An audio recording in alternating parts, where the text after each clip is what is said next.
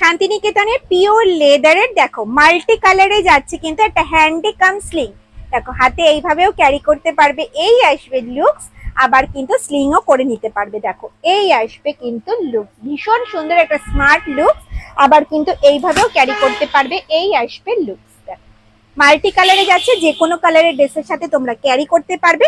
এটা airport bag রয়েছে, airport sling. দেখো অল বডি কিন্তু চেন দিয়ে কভার করা রয়েছে,